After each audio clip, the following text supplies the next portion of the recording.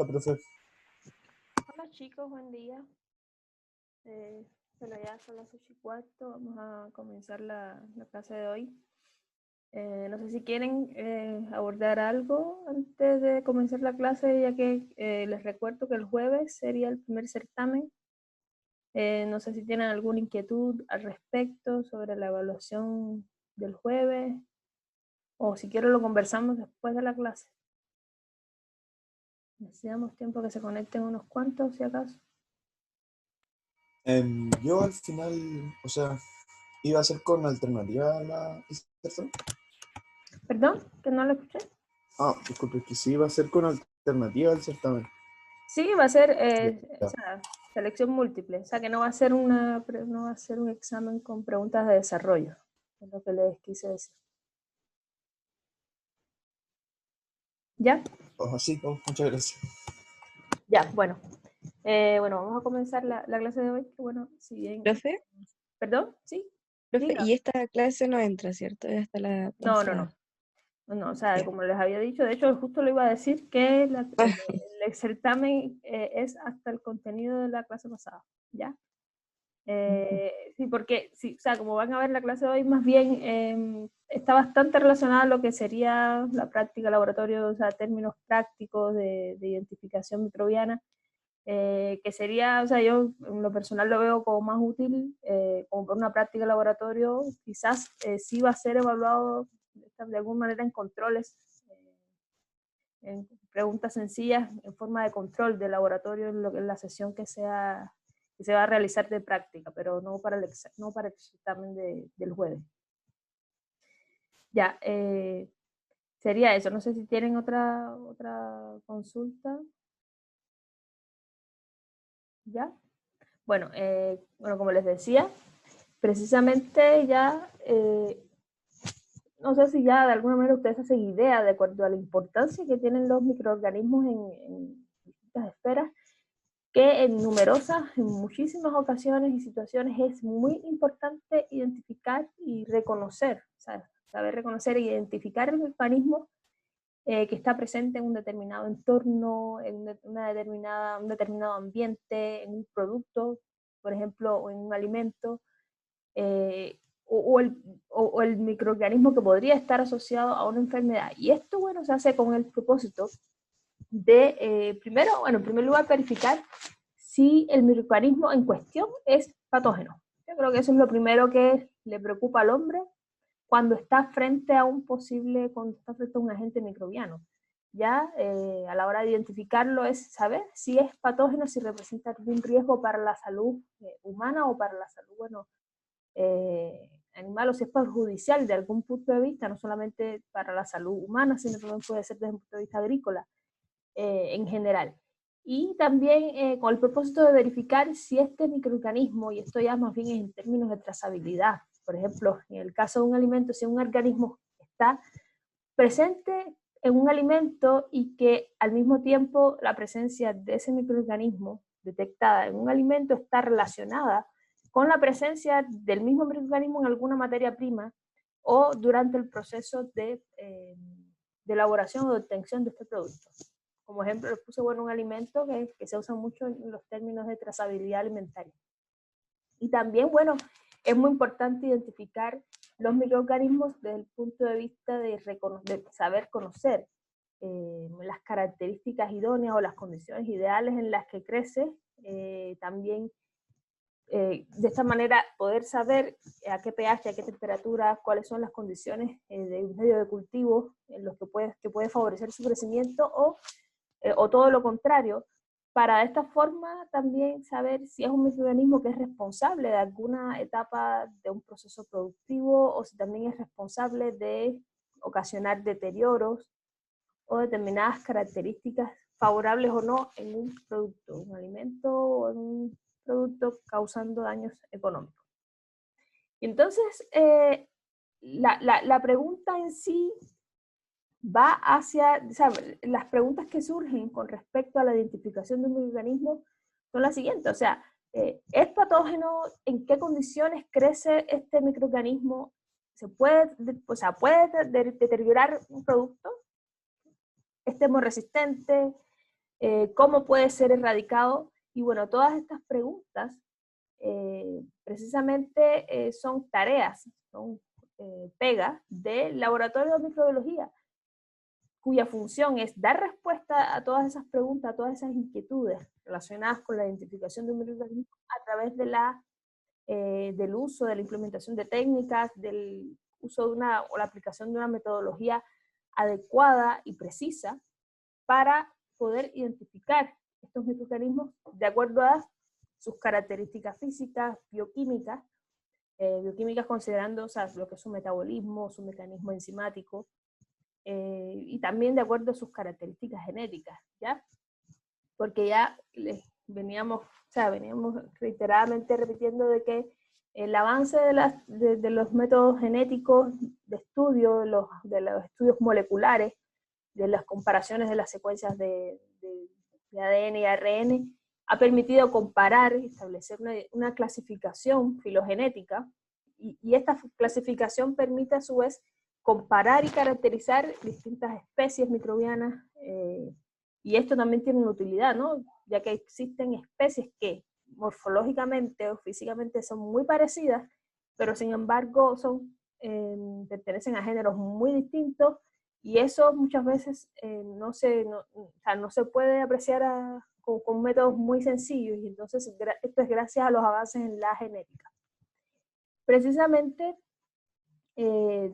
o sea, dentro de estos, para dar a cabo o dar respuesta a estas preguntas, existen una serie de métodos de identificación, métodos que pueden ser, ya sea desde el punto de vista, métodos de identificación fenotípica, métodos de identificación molecular, y, o sea, en este caso se ha puesto en la diapositiva métodos proteómicos, que están más bien, o sea, tanto los métodos proteómicos como los métodos moleculares están centrados, en el caso de los moleculares, en lo que es el genotipo, ¿ya?, de la especie, del microorganismo, y métodos proteómicos se centran más que nada en todo lo que es el metabolismo, o todo lo que es la participación de las proteínas, porque o sea, las proteínas que constituyen, ya sea enzimas, proteínas constitutivas desde el punto de vista estructural, proteínas que constituyen, que constituyen enzimas y que forman parte de la maquinaria metabólica de, en este caso, microorganismos,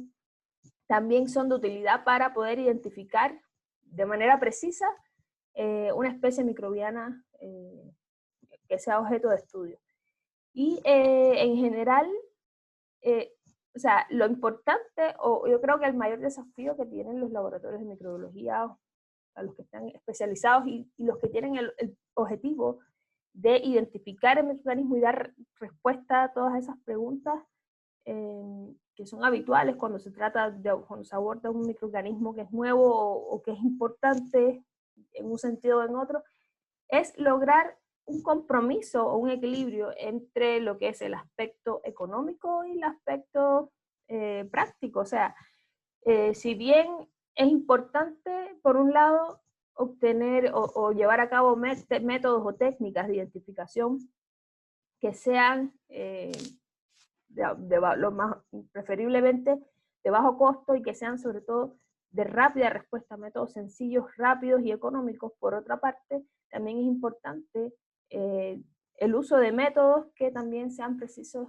que ofrezcan resultados que sean precisos y exactos, ¿ya? Y entonces lograr ese compromiso entre esas dos partes es muy importante, sobre todo para los laboratorios de microbiología y sobre todo cuando se trata de la microbiología clínica, la microbiología alimentaria, ya por la importancia o la repercusión que tiene, sobre todo en el rubro de la salud, o sea, también en la medicina, de ponderar, jugar con el tema del costo económico de muchas de estas técnicas de identificación, pero a la vez también jugar con la calidad de los resultados, que implica una precisión y una exactitud en la identificación. Entonces, bueno, está de más decir que o sea, en estos términos, la experiencia de los laboratoristas o de los especialistas microbiólogos que están frente a esta tarea es muy importante porque son los que pueden perfectamente discernir o saber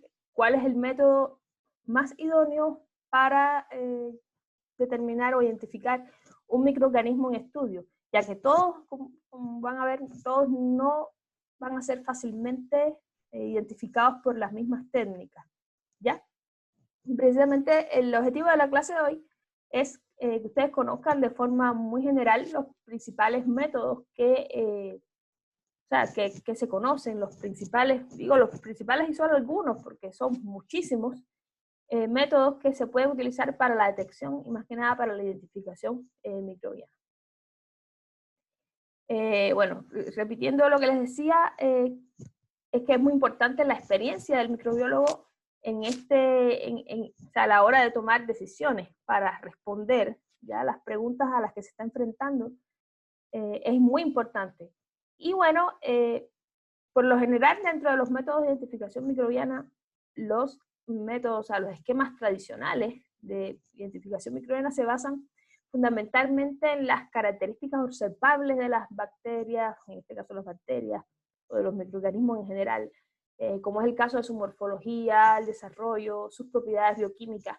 Y esto como tal es lo que está englobado dentro de los que son los métodos fenotípicos. Métodos fenotípicos que tienden a ser de mucho menor costo, son más sencillos, son las primeras pruebas, yo creo que las más fáciles, o sea, no fáciles, pero sí las que normalmente se abordan primero, porque son las de bajo costo, pero también son muy efectivas, ¿ya? A la hora de identificar un microorganismo, y sobre todo cuando estamos hablando de el medio de cultivo, que está muy relacionado con lo que es la pesquisa bioquímica, de las características bioquímicas del microorganismo en cuestión, de cómo es su metabolismo, ¿ya? Y entonces esta sofisticación de los medios de cultivo de enriquecimiento, medios de cultivos diferenciales, permite precisamente no solo identificar, sino aislar un microorganismo y a la vez identificarlo y, bueno, caracterizarlo. Entonces, en este sentido es muy importante, tratándose de medios de cultivos en lo que es métodos fenotípicos de identificación, es muy importante la elección correcta del medio de crecimiento y las condiciones ideales de incubación, o sea, de temperatura, entre otras cosas.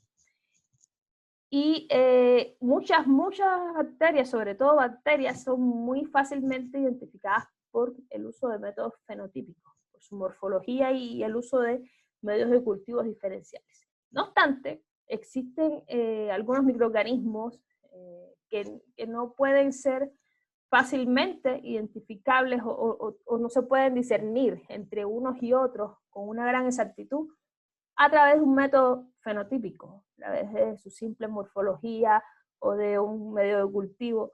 Y entonces, en esos casos, y dado, bueno, también la necesidad que se imponga, como yo les decía, estamos hablando de un tema clínico, microbiología alimentaria, o ese tipo de áreas que requieren una seriedad y más que nada una calidad de resultados, se impone el uso de los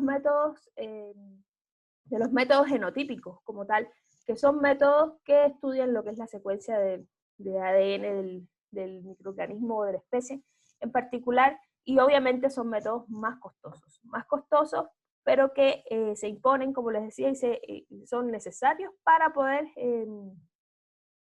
poder caracterizar e identificar un microorganismo. Entonces lo importante primeramente es aislar el microorganismo, luego identificarlo, y una vez identificado, o sea, normalmente para aislarlo se hace uso de un medio de cultivo, que es un método de alguna manera fenotípico desde el punto de vista bioquímico, ya identificarlo, o sea, se procede a lo que es estudio de otros tipos de determinación como la morfología, y también ya una vez que está aislado, identificado, también su caracterización a través de métodos genotípicos o la secuencia de ADN, y de esta manera poder ubicar ese microorganismo, por ejemplo, la especie de la microbiana, ubicarla en algún taxón, ubicarla en algún filo, de acuerdo a las semejanzas que comparte con ya lo que está establecido en el árbol filogenético. Entonces, bueno, la pregunta es cómo puedo, yendo por partes, cómo puedo detectar las características físicas de un microorganismo. Bueno, en este caso es muy simple, por observación directa al microscopio. O sea, los rasgos morfológicos o los rasgos estructurales son posibles gracias al estudio, o sea, gracias a lo que es la microscopía, que es una ciencia que de hecho se permite observar lo que no es observable a simple vista, y en términos de microorganismos hace posible la observación de lo que es el tamaño, la forma, la altura de la colonia, el color, la textura, en muchos casos, el grado de adherencia al medio de cultivo, también, o sea, como ya hemos visto, permite el uso de técnicas de tinción dentro de las cuales la más utilizada, la más importante y más aplicada desde el punto de vista práctico es la tinción de Gram, que está asociada también a la microscopía. Y esto, bueno, permite observar a simple vista las características físicas de un microorganismo, de un agente microbiano.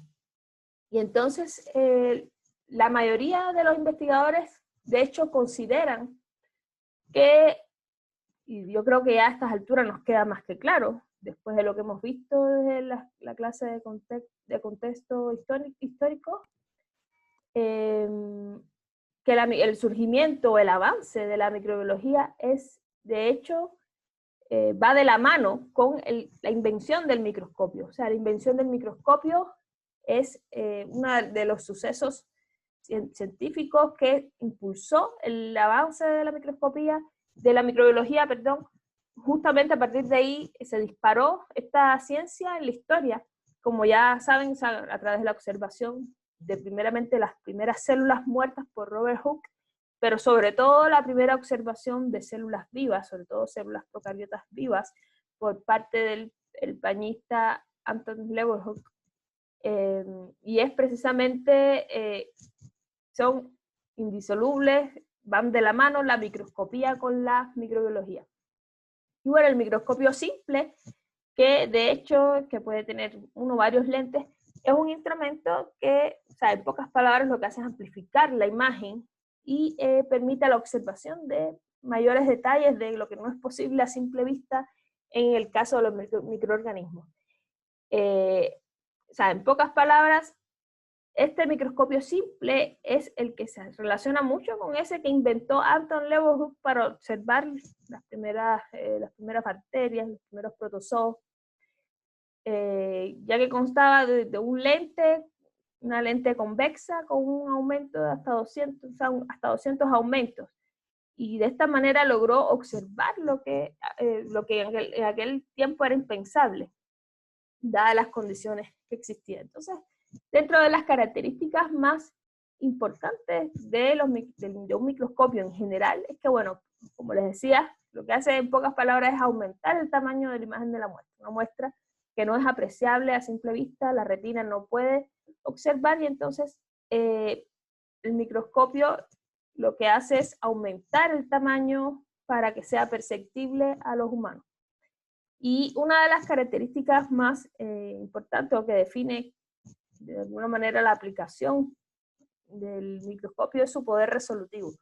Su poder resolutivo, que no es más que la capacidad de mostrar distintos puntos, o sea, dos puntos separados muy cercanos, qué capacidad tiene de mostrarlos bien definidos y separados. Eso es lo que es, en pocas palabras, el poder resolutivo. Y obviamente, a mayor poder resolutivo, mayor definición del objeto, más definido se puede observar, y como les decía, el poder resolutivo determina mucho la aplicación de microscopio, así como también el grado de contraste, ya que en función de ese poder resolutivo y el grado de contraste va a permitir observar una que otra cosa, como van a ver a continuación. Y bueno, precisamente en eso se han definido, o se han descrito distintos tipos de microscopios, ¿ya? Microscopio en general, que se agrupa, me gusta agruparlos en los microscopios ópticos y el microscopio electrónico. El microscopio óptico, que involucra el microscopio de campo claro, campo oscuro, de fluorescencia, y microscopio electrónico, que abarca lo que es la tecnología TEM-SEM, la microscopía electrónica de barrido y la microscopía electrónica de transmisión. Veamos de forma general el microscopio óptico. El microscopio óptico tiene partes que son muy estándares, que son muy generales. O sea, de ello partamos por el ocular, que son, como decir, los lentes que van directamente a los humanos. O sea, nosotros cuando estamos observando el microscopio, colocamos los ojos o el ojo. Hay microscopios que son monoculares, otros que son bimoculares. La gran mayoría hoy en día son bimoculares porque son precisamente mucho más cómodos, ¿ya? Y permiten una mejor capacidad de observación. Y también consta de lo que es el objetivo, que es la lente que está en contacto directo, que está expuesta hacia la muestra, ¿ya? El portaobjetivo también, como se le conoce, revólver, ¿ya? Por la similitud que tiene con un revólver, que es la sección que porta uno o más lentes de objetivo. Y bueno, así entre otras partes como condensadores, la platina, que es la superficie, esa superficie plana donde va el cubreobjeto, donde va la muestra, y esta platina que puede acercarse o alejarse del objetivo en función de los tornillos macrométricos y micrométricos, que son los que permiten aumentar o alejar la imagen y por ende también la capacidad de resolución. De forma general, y algo muy importante es que o sea, un microscopio óptico requiere del uso de estos tres elementos, o sea, el portaobjeto, el cubreobjeto, que son más que nada para colocar la muestra, el portaobjeto, que es esta lámina de vidrio rectangular, que es donde se coloca la muestra directamente, y el cubreobjeto, bueno, es lo que va encima de la muestra que ya está colocada en el portaobjeto. Y de esta manera, bueno, se somete a o sea, esta muestra que sometida a una tinción o no, se fija a ese portaobjeto, se fija de esa manera, y eso es lo que se coloca en la platina, en la platina, y es finalmente observado a través del objetivo, ¿ya? En el microscopio. Ahora, algo muy importante es el uso de aceites de inmersión.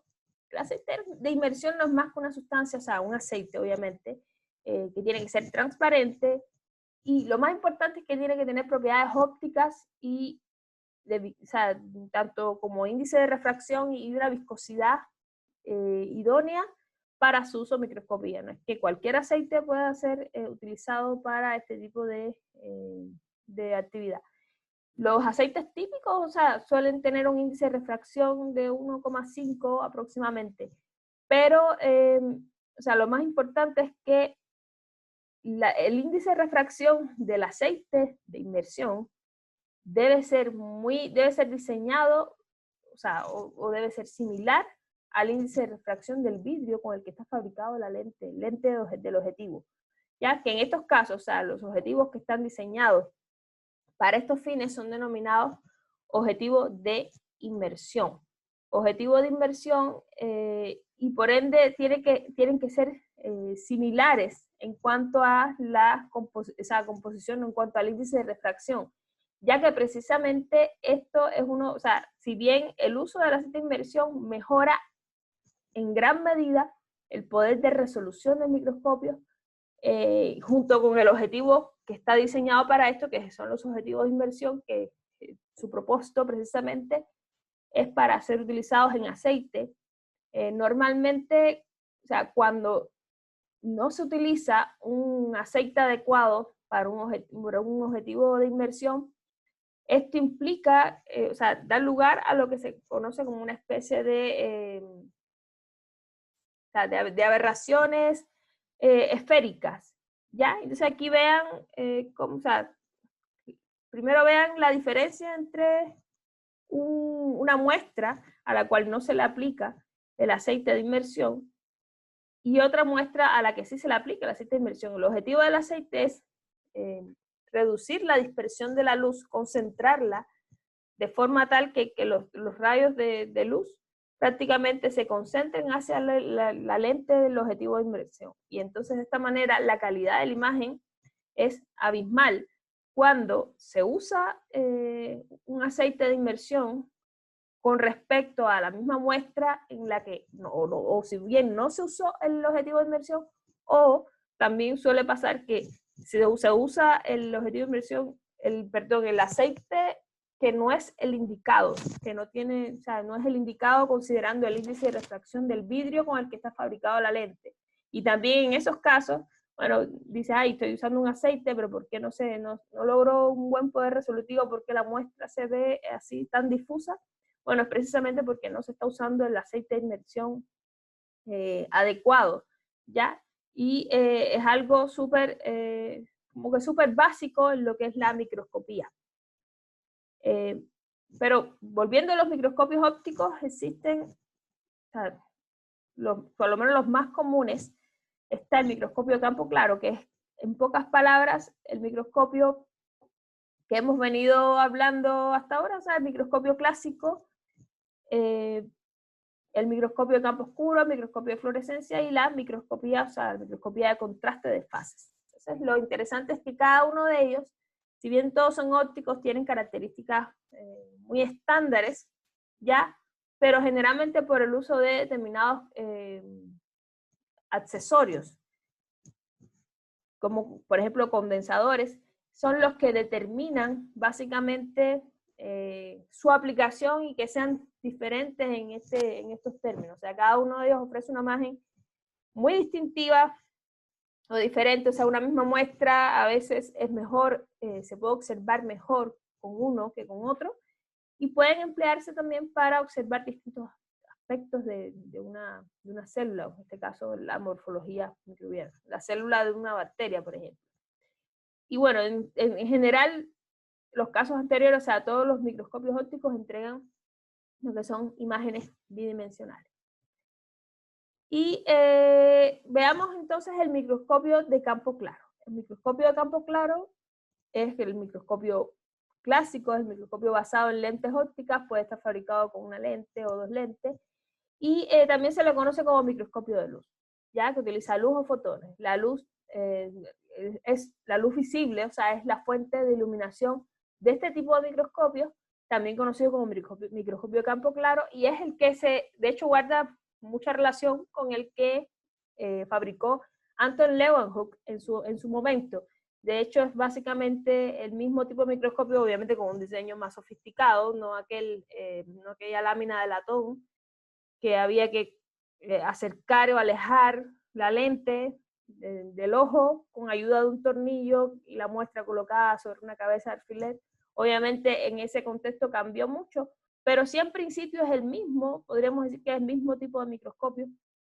Y la luz lo que hace es que atraviesa el objeto examinado y el objetivo capta la luz de manera directa que proviene de la fuente luminosa. O sea, lo que hace es que capta la luz tal cual incide directamente y, o sea, si bien es igual muy útil, sobre todo para técnicas de tinción, ya donde las muestras son coloreadas, las células son sometidas a una tinción, tiene limitaciones, sobre todo en cuanto a lo que es el contraste y también el poder resolutivo. Pero como ya les decía, es muy útil en términos de la tinción, por ejemplo, la tinción de gramo. El microscopio de campo oscuro es ya más bien un microscopio que utiliza un haz enfocado ya de luz que es muy intensa de un cono hueco concentrado sobre una muestra. O sea, el objeto, o sea, si bien en el microscopio de campo claro la luz incide directamente sobre el objeto, en este caso, en pocas palabras, tiene condensadores. Este microscopio tiene condensadores que lo que evitan que la luz incida directamente sobre la muestra, sino que más bien la luz incide de manera oblicua, y este cambio en la dirección, en la forma en que incide la luz sobre la muestra, es lo que provoca que determinadas áreas de la muestra, dígase la célula en particular, o el corte fino de tejido que se está observando, reciba tonos brillantes, y entonces al final lo que se observa es una imagen donde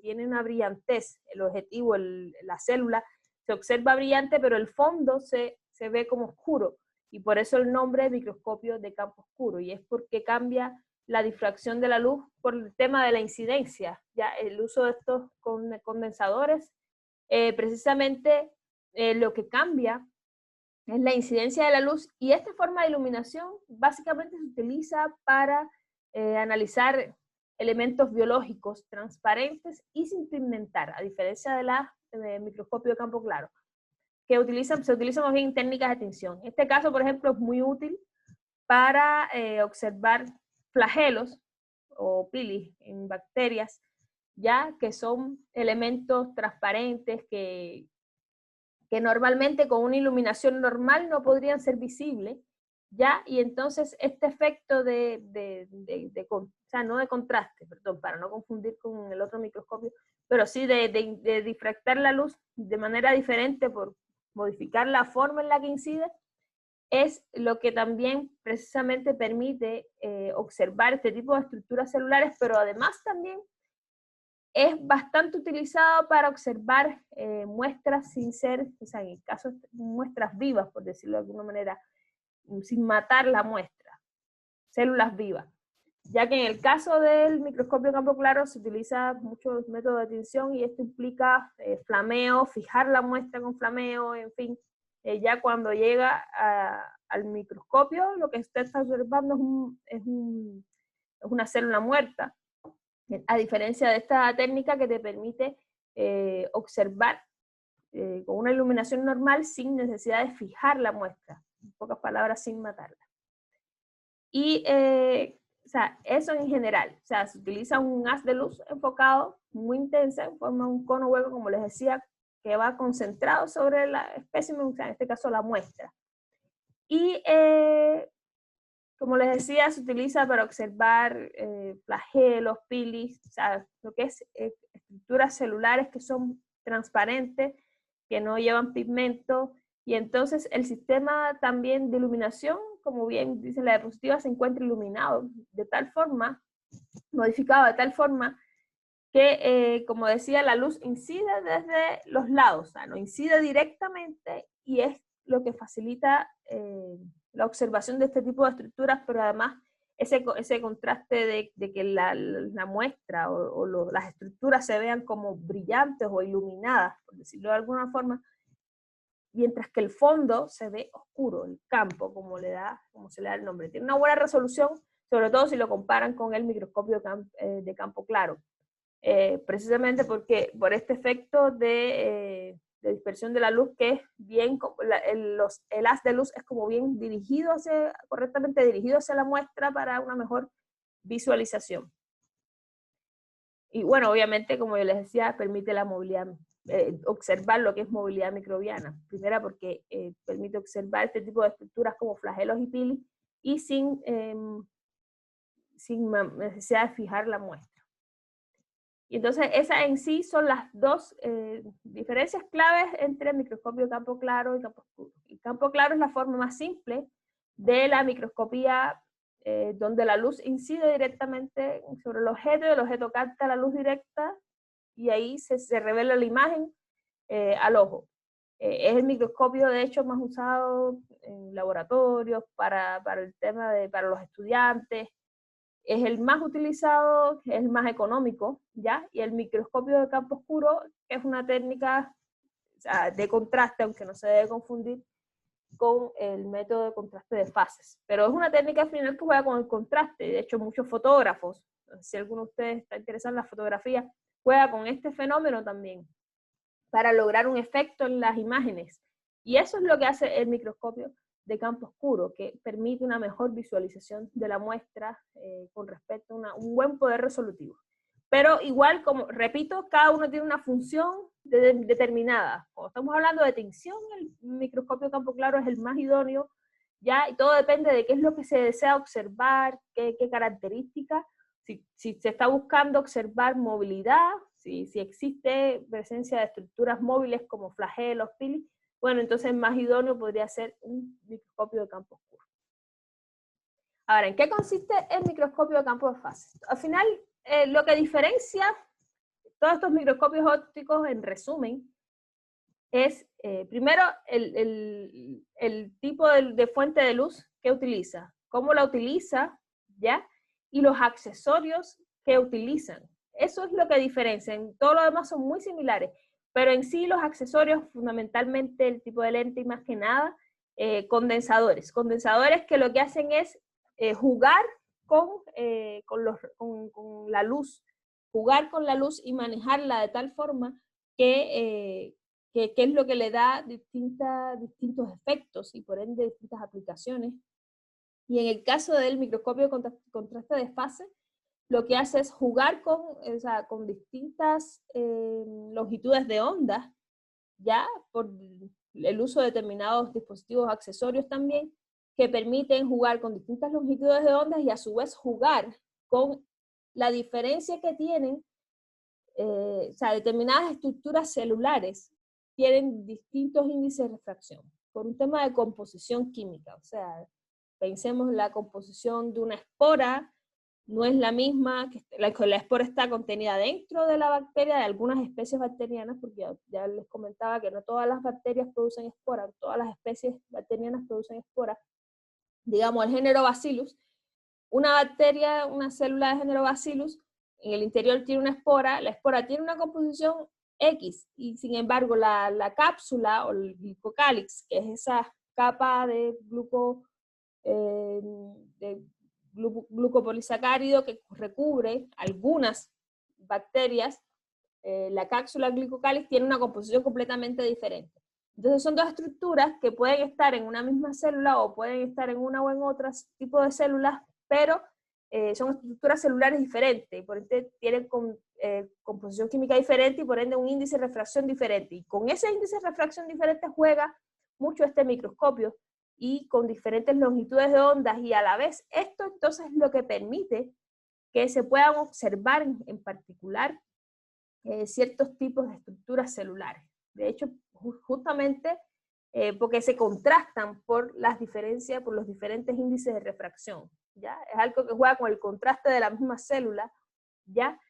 Y ese es el principio de funcionamiento de este microscopio, ¿ya? Permite precisamente también, o sea, sin el uso de una tinción, permite observar ciertas estructuras internas, ya dígase una endospora bacteriana, como les estaba comentando, una cápsula bacteriana. Puedan observar cómo se puede observar la cápsula bacteriana de la Citrobacter perfectamente, cómo se observa, y sin embargo en la figura A se puede observar en el interior de la bacteria una endospora, la estructura de una endospora. Y al final como pueden ver, el efecto de la imagen lo que juega es con un fenómeno de contraste de luz, ¿ya?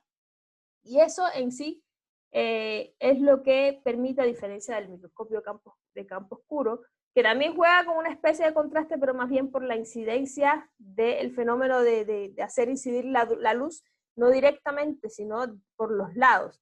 Bueno, en este caso juega ya un poquito más con lo que es el índice de refracción de las estructuras celulares.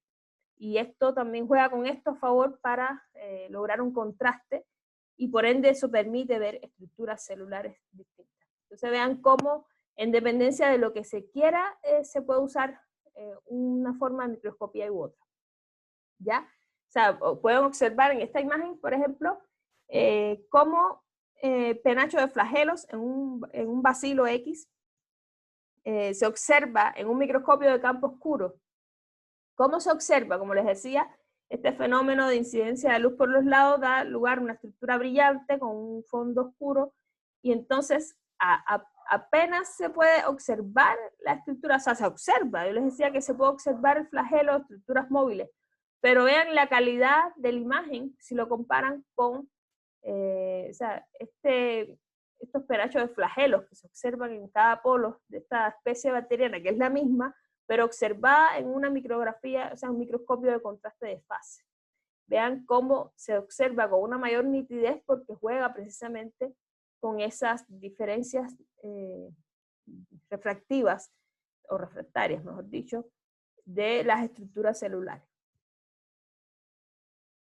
Y al final esto se hace a través de dispositivos, accesorios, como les decía, condensadores específicos que logran estos efectos. Entonces veamos en particular el microscopio de fluorescencia. A mí me gusta mucho, de hecho trabajo mucho con lo que es la fluorescencia. Casi todo lo que es fluorescencia tiene que ver, digo casi todo, perdón, pero no es que todo sea así, pero muchas veces tiene que ver con la presencia de proteínas porque las proteínas emiten fluorescencia. Pero bueno, también existen otras estructuras dentro de una célula que son capaces de emitir fluorescencia. Y entonces la fluorescencia, como les decía, puede ser debida a determinadas células que producen sustancias que son muy fluorescentes, ¿ya? Como es el caso, por ejemplo, de una célula vegetal, la clorofila, o también sustancias que, por ejemplo, proteínas que pueden ser tratadas, en este caso, con un colorante o con una sonda fluorescente, un marcador fluorescente. En este caso, las proteínas son muy utilizadas para este tipo de cosas. Y por ende también este tipo de microscopios puede ser muy usado para diagnósticos microbiológicos, sobre todo en ecología, también en ecología microbiana. Es muy utilizado también este tipo de microscopía, pero juega mucho con lo que es la fluorescencia, por lo tanto también tiene características muy parecidas a lo que es un fluorímetro, un equipo que precisamente el propósito es determinar la capacidad de fluorescencia de determinadas muestras. O sea, observen una misma estructura observada en campo claro, un microscopio simple de lentes, con respecto a un microscopio de fluorescencia. Es completamente, o sea, diferente el efecto y también tiene propósitos muy particulares, como le decía. Entonces veamos el mundo de los microscopios electrónicos. Ya los microscopios electrónicos, de forma general, son microscopios muy avanzados, son costosos, ¿ya? Costosos y no solo tienen un uso en la microbiología, de hecho tienen un uso muy amplio en lo que es el estudio de polímeros, materiales poliméricos, nanopartículas. Y bueno, veamos entonces de esos microscopios electrónicos el microscopio, el TEM, como le dicen, microscopio por las siglas en inglés, que es el microscopio electrónico de transmisión.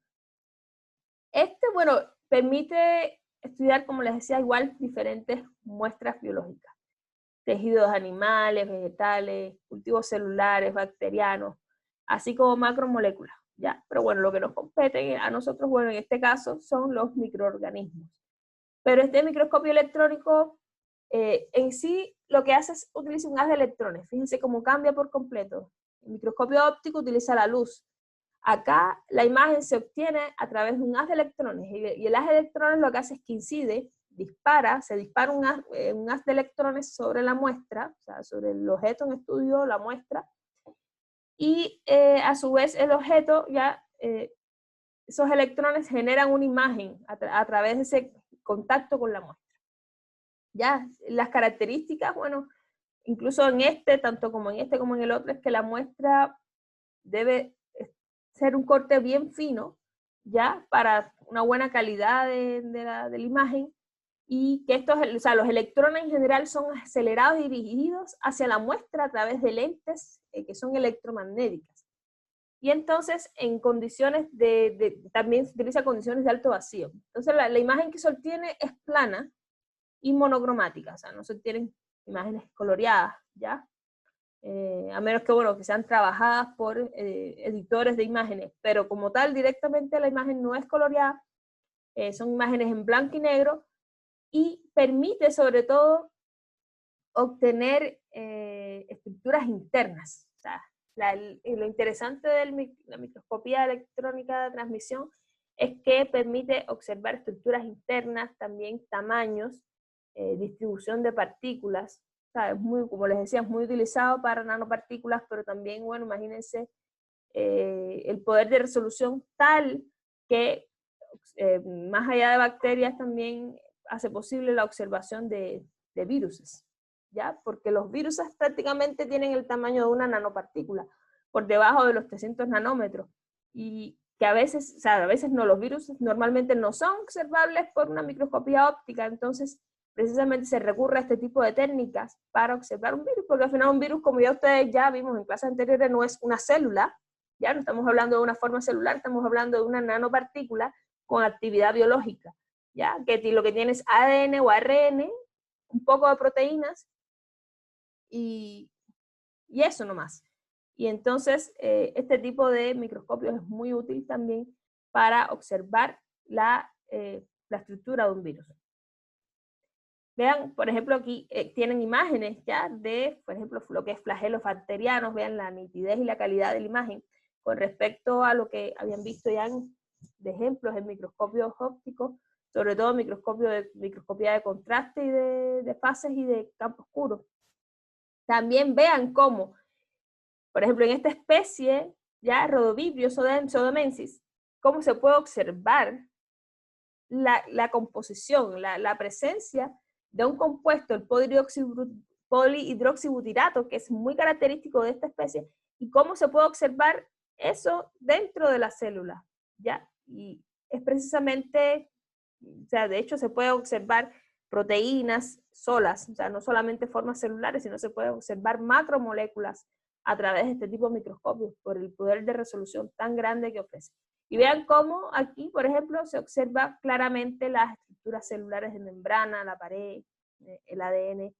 Son muy nítidas y muy resolutivas las imágenes que ofrece este tipo de microscopio. Pero sobre todo va dirigido a la que es la estructura interna de las células o de la observación de macromoléculas y nanopartículas, y dígase virus también. El microscopio electrónico barrido, también conocido como SEM por las siglas en inglés, Scanning Electronic Microscopy, consiste, más que nada también trabaja con haz de electrones. Consiste en hacer interaccionar un haz de electrones sobre un área de objeto en estudio. Este haz debe ser muy fino, o sea, de hecho tiene la característica de que es un haz muy fino, muy estable, y entonces, o sea, ¿por qué fino y estable? Porque lo que hace es, por eso se llama microscopía electrónica de barrido. O sea, el otro era de transmisión porque el haz de electrones se dispara sobre el objeto y él transmite y ahí sale la imagen. Acá lo que hace es, el haz de electrones incide por eso de manera constante, estable, barre la muestra, la barre y en ese barrido genera la imagen, ¿ya? Porque lo que hace es explorar la superficie. Y ahí donde coincide radica la principal diferencia con respecto al microscopio electrónico de transmisión. Que una de las características de este microscopio es primero, o sea, la observación superficial de la muestra, ¿ya? No permite la observación de estructura interna, sino más bien superficial. Y, o sea, tiene una gran versatilidad también en las aplicaciones, las ciencias biomédicas, igual. También, como les decía, lo que es la nanotecnología, se utiliza mucho este tipo de microscopios para observar nanopartículas, nanocomplejos, estructuras así moleculares, pero todo a nivel de superficie, ¿ya? Porque lo que hace es precisamente es un barrido de la superficie a través de un haz de electrones y eso genera una imagen superficial de la muestra.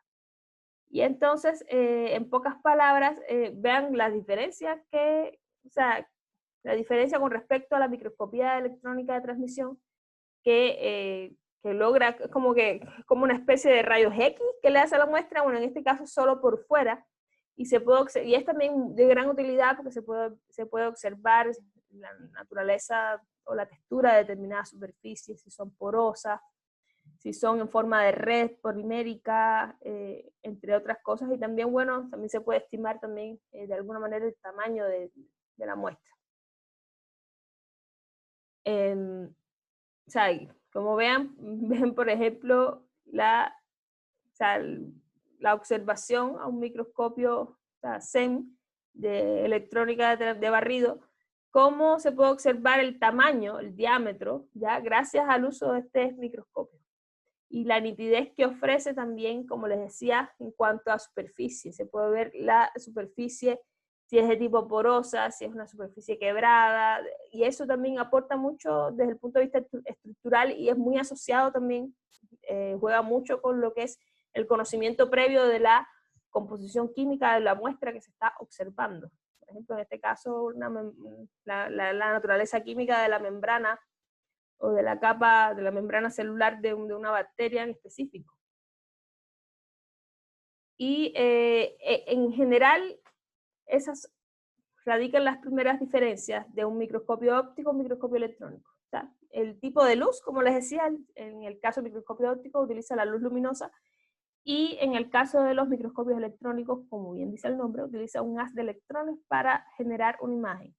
Ya sea las diferencias entre ellos, pero en general es la diferencia, y con toda la diversidad que existe, lo que ustedes tienen que tener claro es que no es que uno sea mejor que otro, porque a veces hay que recurrir a lo básico, o no es necesario ir a un microscopio costoso, como son los microscopios electrónicos, para observar determinadas estructuras o determinados elementos para identificar una bacteria. A veces no es necesario, y con una simple tinción y un microscopio simple, un microscopio óptico simple, se logra el objetivo. Todo depende de qué tipo de bacteria o de microorganismo estamos intentando identificar. Y aquí es donde yo les decía, jugar con el tema de los costos, de la intención y de la efectividad del método, en función de lo que se desee lograr y de lo que se trate también.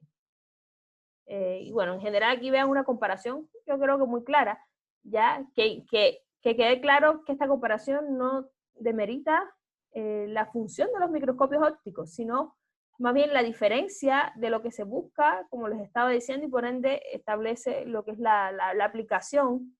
Y por eso es que es importante que el laboratorista o el microbiólogo sea una persona de experiencia, porque el compromiso entre de buscar una técnica que ofrezca una calidad de resultados con respecto a costo económico y rapidez es muy importante, y una persona con experiencia es de hecho capaz de lograr ese compromiso, lograr ese gran desafío que tiene el uso de métodos para identificación, y bueno, en este caso, métodos de identificación pero, físicas, más que nada de características morfológicas. Entonces, siguiendo dentro de las pruebas fenotípicas, ¿ya? Que como les decía, son mucho menos costosas que las pruebas genotípicas, también se encuentran estas pruebas que estudian o que comprenden más que nada las características metabólicas del microorganismo, de la bacteria, en general su capacidad o no de fermentar determinados sustratos, de formar determinados productos, en general su metabolismo o lo que es la bioquímica de ese microorganismo. Y entonces, muchas veces estas pruebas bioquímicas se utilizan para demostrar su capacidad, como les decía, de fermentar azúcares, determinadas enzimas que solo están presentes en algunos, y por ende establece una característica de definición importante, la degradación de determinados compuestos, la formación de determinados compuestos, que en algunos casos es coloreado y en otros casos no tanto, pero igual saber que produce un determinado compuesto en su metabolismo y que solo ese microorganismo se puede buscar la manera de qué forma detectar ese compuesto, y por ende a través de una prueba bioquímica se puede llegar a identificar una especie microbiana. En este sentido, o sea, el uso de medios de cultivos diferenciales son muy importantes. Yo les decía que el medio de cultivo, que fue algo que comenzó, o sea, que forma parte también de lo que es la edad de oro de la microbiología, ya el perfeccionamiento de los medios de cultivo, el enriquecimiento de los medios de cultivo, y todo esto se ha ido perfeccionando. Y si bien es un método que es muy clásico, muy de bajo costo, no deja de ser, es el ABC en la microbiología, al igual que la microscopía, ya que es necesario aislar un microorganismo para poder estudiarlo, y para aislarlo es necesario usar un medio de cultivo.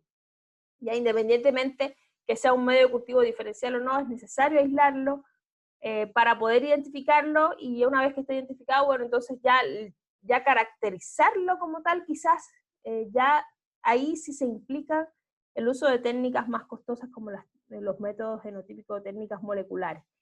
Pero el uso de medios de cultivo nunca va a estar de moda, nunca va a estar pasado de moda, perdón, sobre todo cuando se trata de medios de cultivo diferenciales, que a veces con tan solo un buen medio de cultivo diferencial nos permite identificar de qué microorganismo se trata, y de hecho en los laboratorios de microbiología clínica se usan mucho. Se utilizan fundamentalmente para bacterias por su capacidad de fermentar azúcares en particular. Algunos tienen la capacidad de carboxilar o desaminar aminoácidos. Esto es todo por la presencia de enzimas. Todas estas cosas son por la presencia de determinadas enzimas en su maquinaria metabólica. También el uso de fuentes de carbonos que son atípicas. Hay microorganismos que son muy particulares en sus fuentes de carbonos y entonces esto también permite que puedan ser identificados la degradación de proteínas específicas, la producción de ácido sulfídrico, entre otros. Hay una gran cantidad de medios de cultivo diferenciales con distintos propósitos, ¿ya? Porque hay tanta diversidad microbiana que es un tema, podríamos estar dedicando solamente un curso para lo que es medios de cultivo. De hecho, hay libros que básicamente se basan en lo que es el estudio de medios de cultivo, no solo diferenciales, sino medios de cultivo en general, con distintos propósitos en términos microbianos. Y entonces, en este sentido, bueno, los principales medios que vamos a abordar, medio TCI, medio LIA, medio citrato, medio urea y medio micro. El medio TCI, que viene de las siglas en inglés, agar hierro triple o triple agar hierro, no sé, como lo puedan ver, el tema de la S de sugar, triple iron, triple sugar iron, y entonces la composición del medio básicamente consta de glucosa, lactosa, sacarosa, hierro y bueno, entre otros nutrientes. Y este medio es universalmente utilizado para lo que es la diferenciación de enterobacterias gram negativas, basada en la fermentación de azúcares. Por eso vean que la composición del medio se basa en fermentación de azúcares o carbohidratos, porque es una de las características más peculiares que tienen las enterobacterias gram negativas. O sea, muchos de este tipo de bacterias que son patógenas, de hecho, de ahí la importancia de identificarlos, fermentan azúcares y entonces eso es lo que busca este medio, ya pesquisar si fermentan o no determinados azúcares, ya si son capaces de producir o no ácido sulfídrico, que también es un elemento muy característico de algunas enterobacterias gram negativas. Y precisamente hay una metodología establecida para, por ejemplo, para identificar de qué especie microbiana, de qué especie bacteriana se está hablando, de qué tipo de enterobacterias se está tratando, en dependencia de toda una especie de metodología que, por ejemplo, si la bacteria, por ejemplo, fermenta glucosa, el medio se va a acidificar. Entonces, siempre que se fermenta un azúcar, se acidifica. Y entonces, si se fermenta la glucosa, se acidifica y se torna amarillo el indicador en el fondo del tubo, como pueden ver acá, en el fondo del tubo, entonces, en este caso sería, Escherichia coli sería. O sea, en dependencia de ese patrón de color, de coloración, ya de dependencia de ese patrón de coloración nos indica qué tipo de azúcar se está fermentando y por ende nos da positivo a un determinado tipo de enterobacteria. Y entonces, si no fermenta glucosa, el medio, en este caso, permanece rojo. ¿Ya? Y entonces, eso es un esquema que se sigue para poder, a través de este medio de cultivo, poder identificar una enterobacteria gram negativa. Por ejemplo, si presenta fermentación de lactosa, en este caso, se acidifica el medio de la superficie, entonces se vuelve de color amarillo, mientras que si no, la superficie sigue de color rojo. Estamos hablando de la superficie. Y entonces ahí te puede, jugando con todos esos esquemas, es como una especie de plan no de plan de trabajo, sino como de plan para poder identificar paso a paso cuál enterobacteria es la responsable, no sé, de una determinada infección gastrointestinal o o determinado agente patógeno en general. Y entonces eso es lo que permite este tipo de medios. O sea, aquí lo pueden ver con un poco más de claridad a través de este dibujo, ¿no? Usa colores como bien vivos, donde se ve un proceso de incubación y en dependencia de lo que se fermente, o va a tener una coloración amarilla, si se prolonga el tiempo, el resultado final puede ser amarillo, o amarillo en el fondo, amarillo en la superficie, en fin. Una variedad de resultados que responden precisamente a la presencia de una enterobacteria u otra. Y en ese aspecto es diferencial. Por eso el nombre. Y bueno, el medio de lisina-hierro, medio LIA, de ahí vienen también las siglas, o sea, básicamente se compone de hierro, lisina, ¿ya? Porque hay algunas bacterias que utilizan en particular determinados nutrientes, determinados aminoácidos, determinadas proteínas para su metabolismo. Y entonces este medio es ampliamente utilizado para diferenciar bacilos gram negativos entéricos también, especialmente aquellos que son miembros del género Salmonella, con capacidad de fermentar también la lactosa. O sea, también la lactosa está presente en este tipo de medios, o sea, sobre todo por la actividad de la lisina descarboxilasa, que es la enzima que precisamente a través de la cual consume o degrada este nutriente, que es la lisina. Y entonces, de esta manera, este medio de cultivo lo que hace es pesquisar si la bacteria es capaz de descarboxilar o no la lisina, a través de esta enzima, la descarboxilasa de lisina, de examinar o no la lisina, producir o no ácido sulfídrico, producir o no gas, y bueno, sobre todo se utiliza mucho para la identificación de algunos miembros del género Salmonella, que también es un patógeno muy recurrente, sobre todo lo que es intoxicaciones alimentarias, por decirlo de alguna manera. Y de igual manera se sigue un patrón de coloración, ¿ya? Para responder a la presencia o para poder identificar una especie microbiana u otra. Generalmente, como les decía, de género Salmonella, pero también, entre otras, muchas con distintos patrones de colores. Como pueden ver, púrpura, amarillo, sobre todo el púrpura, es lo que más caracteriza este tipo de medio de cultivos cuando es fermentado por uno de estos agentes microbianos. El medio citrato también es otro, o sea, el medio citrato, medio agar citrato, como también lo van a encontrar, o sea, sobre todo si lo van a cotizar, aparece como medio agar citrato. Se utiliza, es muy común utilizarlo dentro de un grupo de pruebas químicas. En un medio definido, como tal, selectivo, prueba la capacidad de un organismo para usar precisamente el citrato como única fuente de carbono, incluso también iones de amonio como fuente de nitrógeno. Y es algo muy peculiar de este medio, sobre todo el citrato, que es lo que le da el nombre al medio, porque es la capacidad que tienen esos microorganismos de solamente utilizar citrato como fuente de carbono. Y como les decía, iones de, o sea, amonio como fuente de nitrógeno. Y entonces, bueno, eso es lo que busca precisamente, y entonces, para realizar la diferenciación entre lo que se conoce como Escherichia coli y Enterobacter aerógenes. Es también una prueba muy utilizada para ese fin, ¿ya? Y entonces, en general, contiene no solo, o sea, citrato, sino también les decía que contiene iones de amonio y otros iones orgánicos, inorgánicos, que son esenciales para el crecimiento, pero bueno, como tal, también se caracteriza por contener azul de bromotimol, que es una característica muy peculiar, que el azul de bromotimol es verde a un pH que está por debajo de 6,9, ¿ya? Pero se vuelve azul a pH de 7,6 mayor. Y entonces, jugando con este cambio de coloración, por ende, cambio de pH, se recomienda sobre todo para la diferenciación de bacilos gram negativos, entéricos, como les decía, diferenciación de Escherichia coli. Y también, bueno, puede usarse, aquí lo ven en forma de tubos, pero también puede usarse en placas Petri, este tipo de cultivo en general. el medio, o sea, urea, o sea, casi siempre el nombre del medio hace alusión del principal componente o el componente que caracteriza este tipo de medio de cultivo diferencial.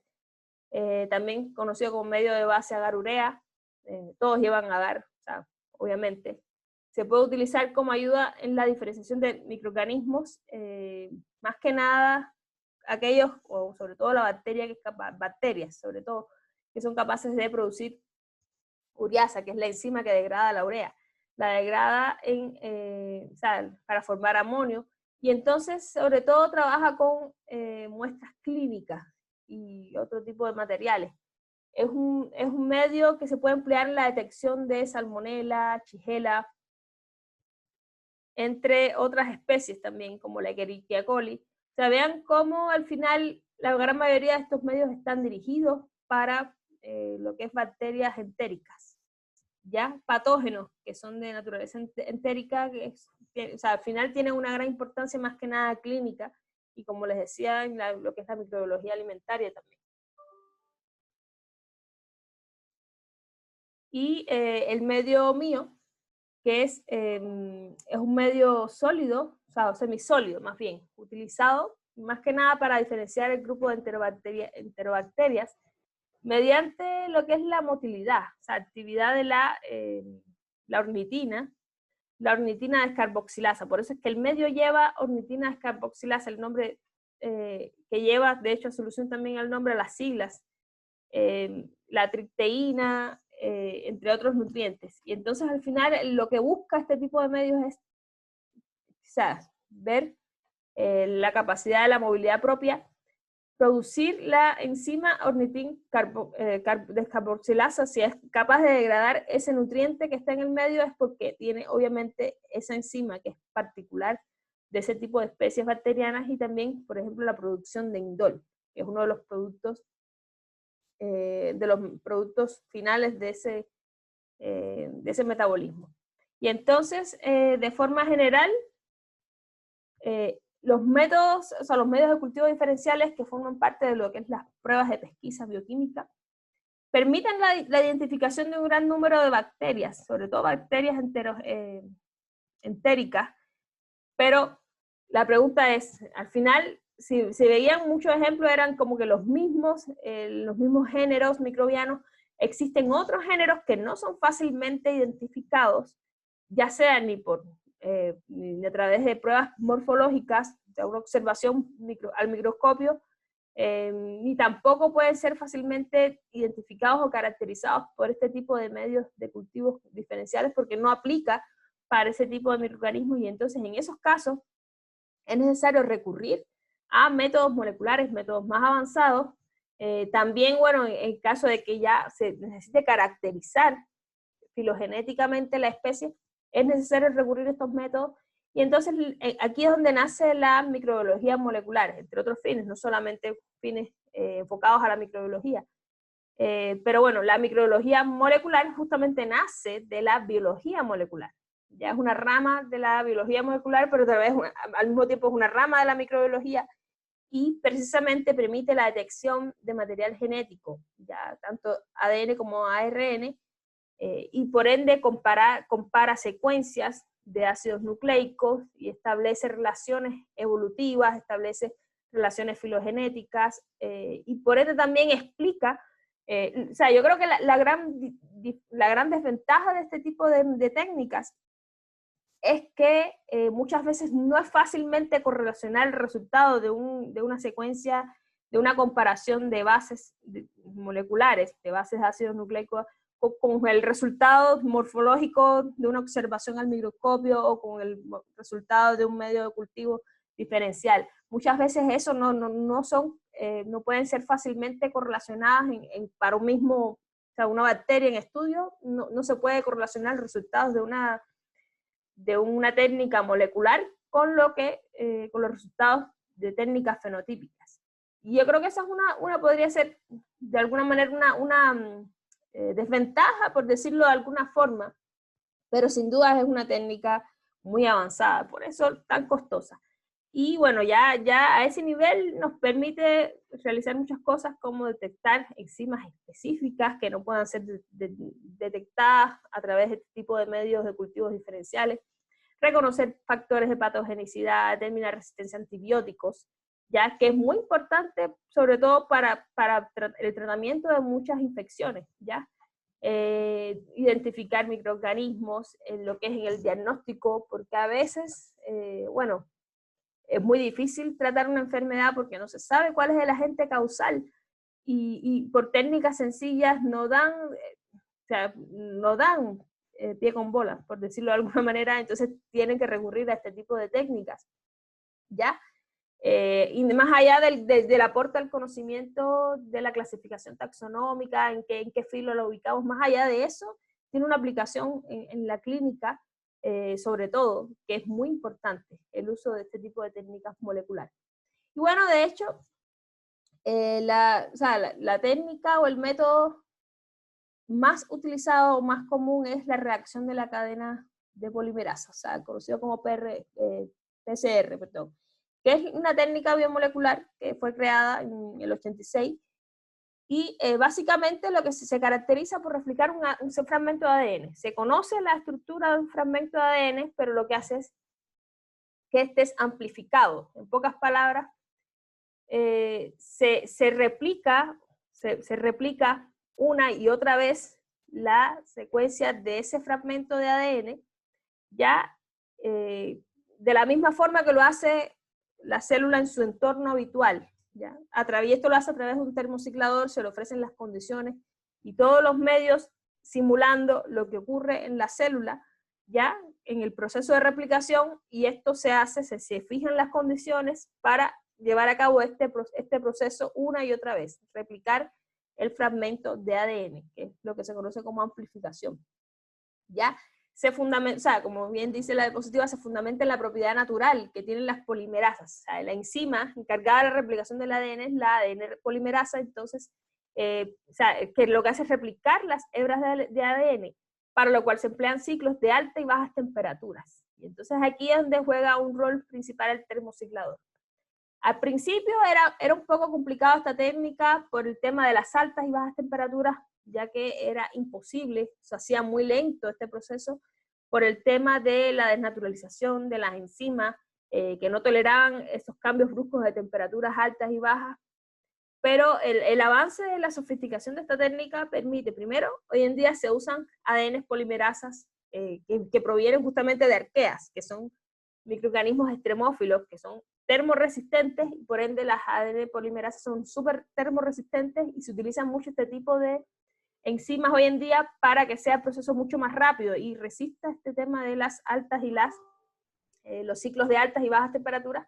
Pero además el termociclador también tiene ese mecanismo de enfriar, de regular la temperatura de una manera tal que al final hace que sea eficiente y bastante rápido, en comparación con las dificultades que había al inicio del surgimiento de esta técnica.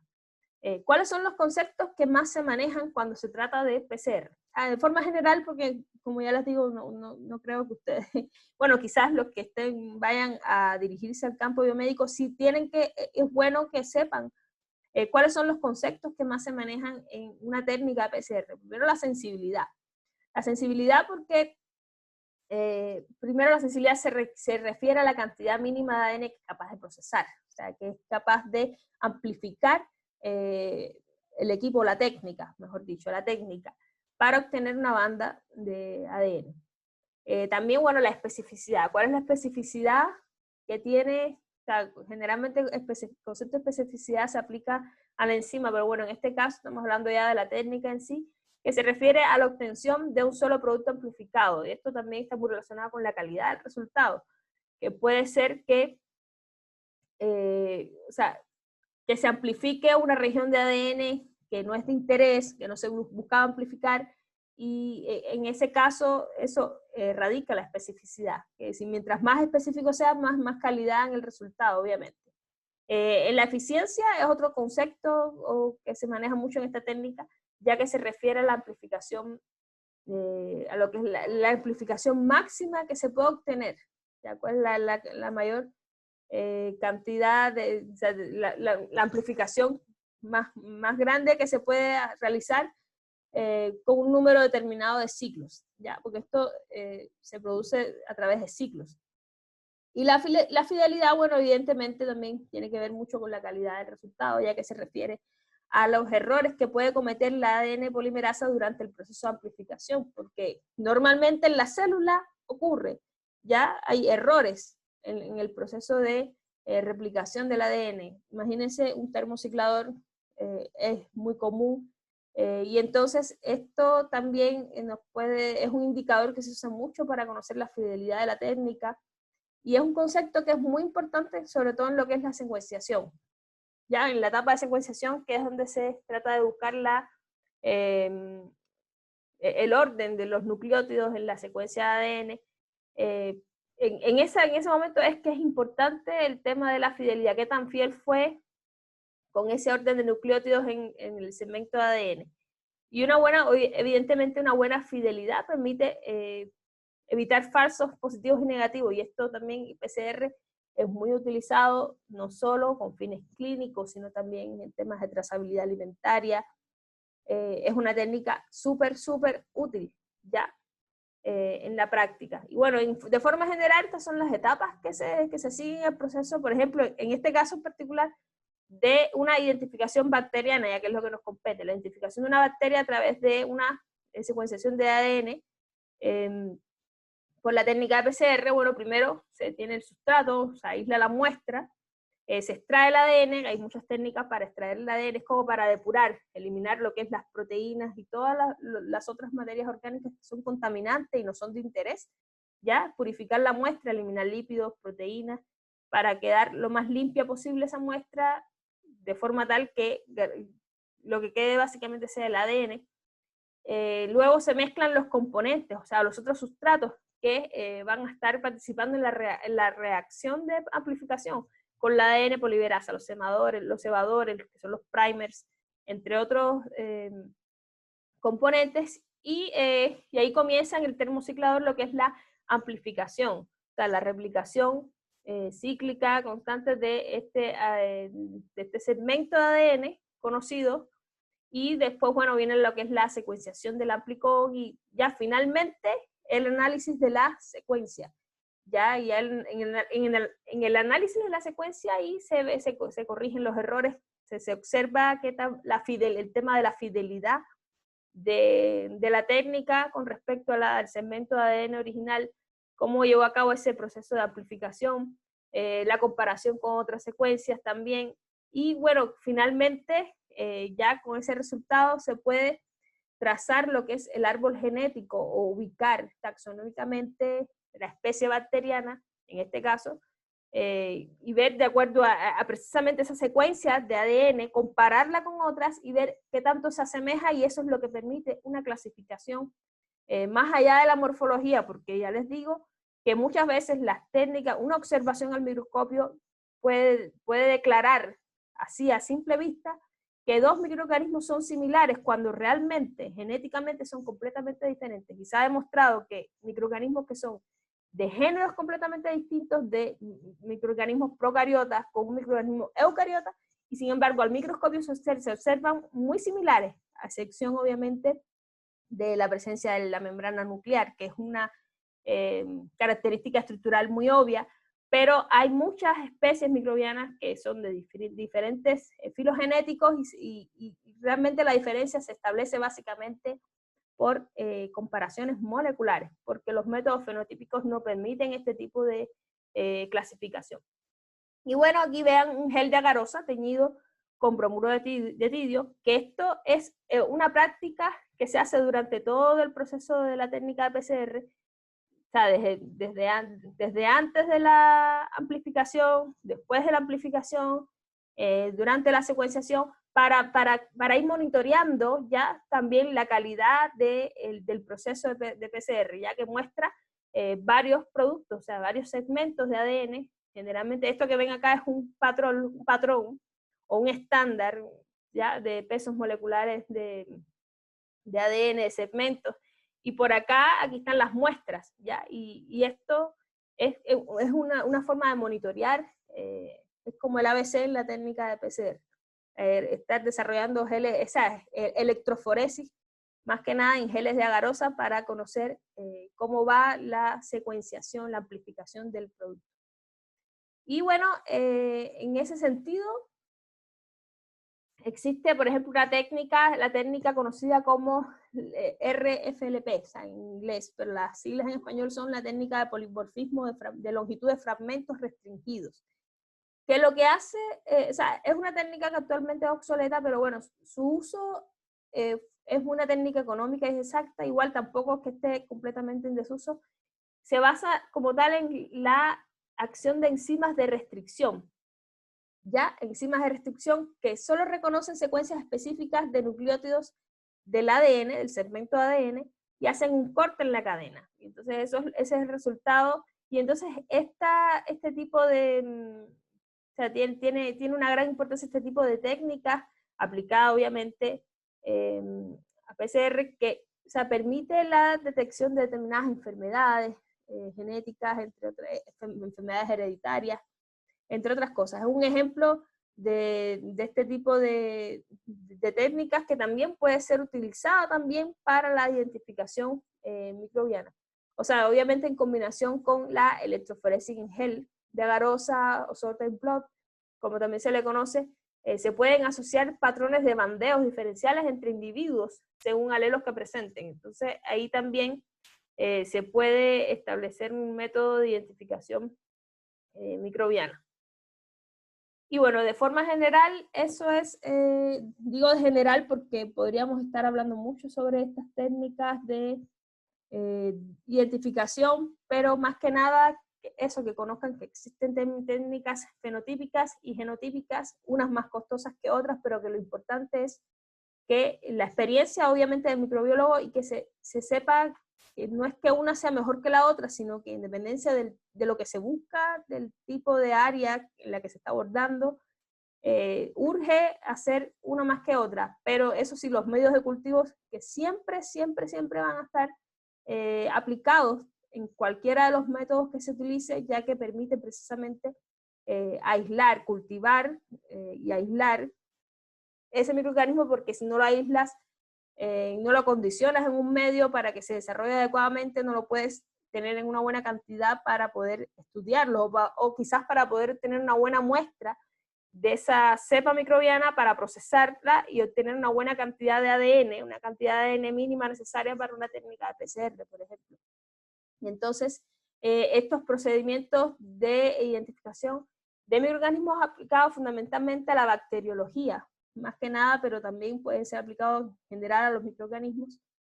Estudia técnicas clásicas, ya sea de identificación morfológicas, bioquímicas y moleculares. Y que bueno, la secuenciación del ADN como técnica molecular es un método rápido hoy en día y muy eficaz, aunque sea costoso, y puede la microbiología perfectamente beneficiarse, no solamente la microbiología clínica, sino también otras ramas, como ya les había comentado. Y entonces, eso es todo lo que tendríamos en la clase de hoy. ¿Ya?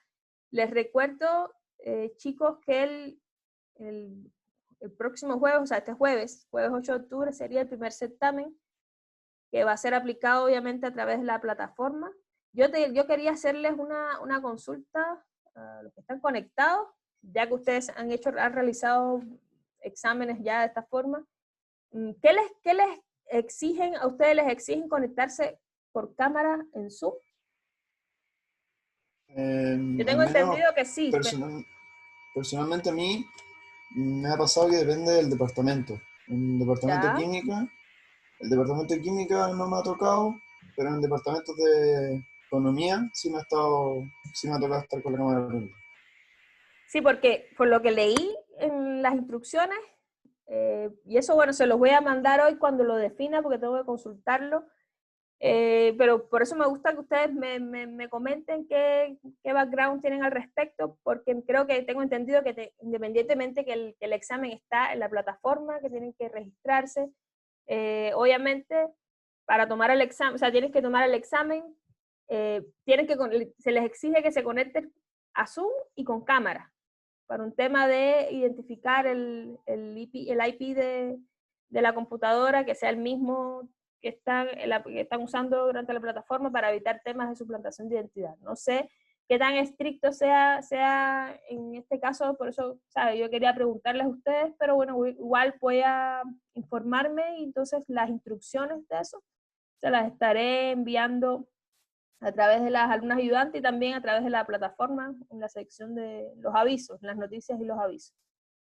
Pero igual si ustedes, no sé, o sea, se los digo porque si es exigencia, como leí, el tema de la cámara, yo sé que, o sea, decían que si hay alguno de ustedes que tiene algún problema con la cámara, tienen que notificarlo con tiempo.